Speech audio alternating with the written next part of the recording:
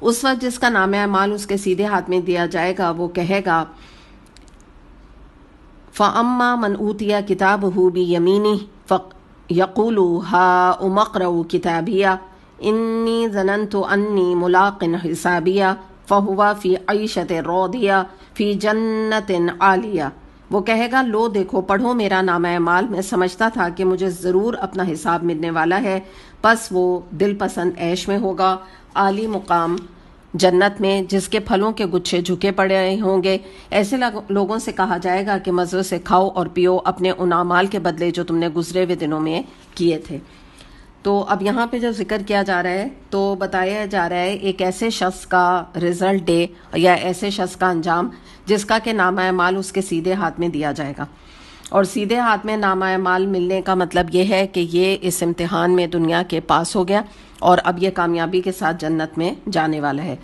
تو یہاں پہ جنت کا ذکر کیا گیا اور یہ بتایا گیا کہ وہ دل پسند عیش میں ہوگا، لیکن ساتھ میں ریزن بھی بتایا گیا ہے اس کا جنت میں جانے کا، اور وہ ریزن کیا ہے کہ وہ یہ کہہ رہا ہے کہ مجھے یہ یقین تھا کہ میرا حساب مجھے ملنے والا ہے، یعنی وہ اپنی اکاؤنٹیبلٹی سے اور اپنے حساب کتاب سے کانشیس تھا دنیا میں، اور اس نے اللہ سے ڈر کر زندگی گزاری۔ دوسری بات ہم دیکھتے ہیں کہ دیکھیے یہ جو بات آ رہی ہے نا کہ نامہ اعمال اس کو جب دیا گیا تو وہ اس نے سب کو بتایا کہ دیکھو میرا نامہ اعمال، دیکھو اپنے گھر والوں کو اور بھی جو وہاں اس کے فرینڈز یا کسی کو بھی دکھایا۔ تو اس سے ہمیں پتہ چلتا ہے کہ دیکھیں ایگزیبیشن کی جو ارج ہے وہ ایک انسان کے اندر ہے۔ جیسے مثال کے طور پہ اگر وہ کوئی عورت جولری خریدتی ہے تو وہ چاہتی ہے کہ میں اپنی فرینڈز کو بتاؤں اور دکھاؤں کہ میں نے یہ جولری پہن کے دکھاؤں یا ویسے ہی دکھاؤں۔ کپڑے اگر کوئی نئے عورت لیتی ہے تو ایک میں عورتوں کا بھی بتا رہی ہوں، مردوں کا بھی معاملہ ہے، عورتیں کپڑے لیتی ہیں وہ اس کو شو آف کرنا چاہتی ہیں، مرد گاڑی نہیں خریدتے ہیں تو اس کا شو آف کرنا چاہتے ہیں، رولیکس گھڑی لیتے ہیں مثال کے طور پہ یا کوئی مہنگی گھڑی لیتے ہیں تو وہ اس کا شو آف کرنا چاہتے ہیں۔ تو دونوں میں ہی مرد اور عورتوں میں ایگزیبیشن کا جذبہ موجود ہے۔ تو لیکن ہمیں کیا پتہ چلتا ہے کہ یہ جو انسان میں ایگزیبیشن کی فطرت ہے تو اس کے برعکس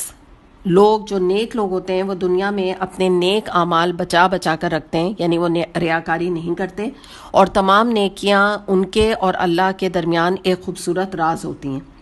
نبی کریم صلی اللہ علیہ وسلم نے یہ بھی فرمایا کہ نامہ اعمال کے وقت کوئی کسی کو نہیں پہچانے گا،